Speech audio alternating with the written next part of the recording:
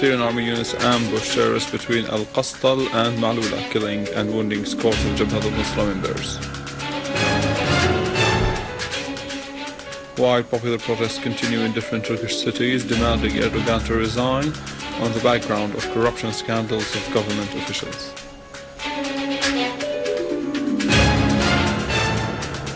And the Austrian Courier newspaper says the government of Justice and Development Party in Turkey is threatened of divisions because of Erdogan's corrupt administration.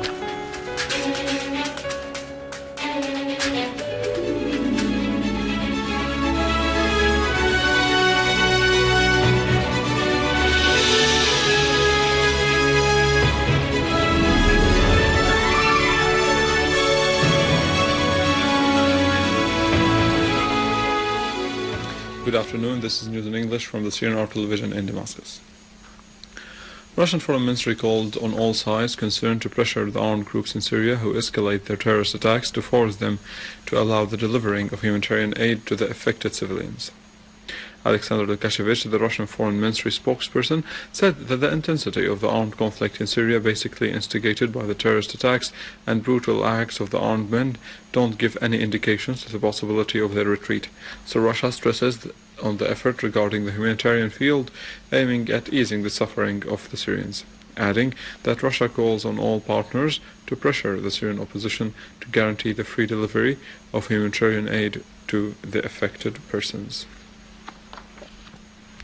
Meanwhile, experts from Syria, Russia, China, the United States, the United Kingdom, Norway and Denmark agreed to cooperate on transporting the chemical weapons from Syria. Director of the Disarmament and Security Department at the Russian Foreign Ministry, Mikhail Ulyanov, said that everything went well. We agreed on coordinating maritime efforts on the transport of chemical weapons out of Syria to the international waters. Ulyanov said that Damascus' stance was constructive as it allowed Danish and Norwegian ships to enter its territorial water as to complete the transportation of chemical weapons.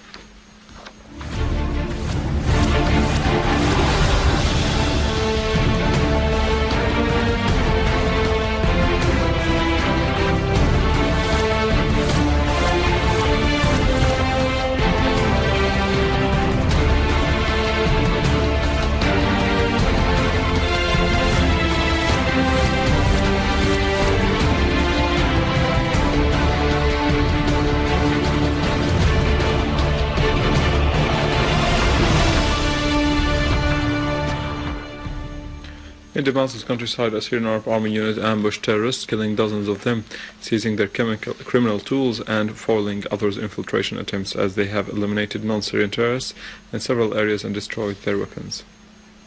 In Damascus Countryside, an army unit ambushed and killed dozens of terrorists affiliated to Jabhat Nusra between the areas of Malula and Al-Qastal, and 80 terrorists were killed while dozens were injured. Many of the killed terrorists were Egyptians, Saudis, Libyans and Pakistanis. Terrorists Al-Husseini Muhammad Fathallah, Ibrahim Hamad, Ibrahim Hamdi Abu Najah Hajras, Ibrahim Ali Madkour and Ibrahim Arafa Muhammad al-Naqib, all of them Egyptians, identified among the dead, along with terrorists Wasim Bakir and Maysan Asad Rashid. A field commander said that terrorists' weapons, including RPG launchers, FAL sniper rifles, explosive belts, rocket launchers and machine guns, were confiscated. Meanwhile, a military source said that the army units eliminated dozens of terrorists in the eastern Al-Ghouta in Damascus Countryside, as another army unit clashed with terrorists in the city of Douma and killed a number of them. Among the killed terrorists were Mahdi al-Anzi and Salim al-Shumari, whereas 2 vehicles loaded with weapons and ammunition were destroyed in the area of Al-Hajariye.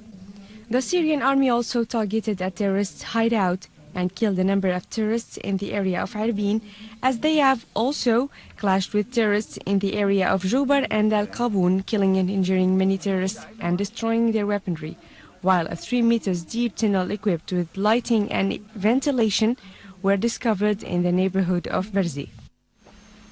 Units of the Syrian army have foiled an attempt made by terrorists to infiltrate to Hama province in Shir al-Jarajme area, killed many of its members, detained others and confiscated weapons and stolen medicines that were in the possession of the terrorists. going to Daraa countryside, where engineering units of the Syrian armed forces have dismantled 26 Israeli-made mines and other 12 stolen mines and planted them in the vicinity of the mosque of Garfa village to be detonated during Friday's prayer.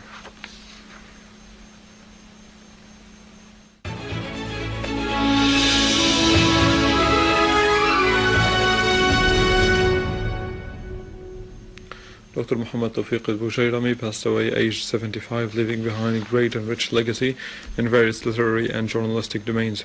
More about the deceased in the following. Throughout a long and eventful career that extended for more than half a century, Dr. Bujayrami constituted an inexhaustible source of inspiration for his colleagues and students. The genius character of the late al-Bujayrami appeared in several domains. As a translator, he translated more than 13 books from Arabic into English, varying between literature and politics. As a journalist, he started working in the Syrian TV in 1966 and remained as an example of a successful editor and presenter who left lasting imprints through his various programs. The most famous was Jokes from the World. The program started to be transmitted on the Syrian TV since 1966 and lasted until 1971. It was also resumed in 1980, following the return of Dr. Bujayrami from Sheffield after obtaining his PhD. He was also worked as chief editor of English news bulletins since 1966. The Syrian and Arab people have also known Dr. Bujayrami as a talented actor who played roles in historical drama, especially TV and radio series that shed light on outstanding Arab literary figures. Born in Palestine in 1938, the late al-Bujayrami obtained a PhD in English literature from Sheffield University in UK in 1980. Earlier, he got the MA in African Literature in 1974 from the same university. He worked in teaching poetry, literary criticism, translation and comparative literature at the Department of English Language at Damascus University. He also supervised several MA and PhD theses. Dr. Bujayrami's death constitutes a grave loss to Syrian and Arab people nationwide, and he will always remain alive in the hearts and minds of Syrian and Arab people. Turkey is still witnessing wide popular demonstrations calling for Erdogan's government to resign against the backdrop of the involvement of officials and ministers in scandals of corruption and bribery, with its many parts are being unfolded. Thousands of Turks gathered in the city of Izmir to protest against the corruption practiced by Erdogan's government, but the police blocked the road leading to the Bismana area.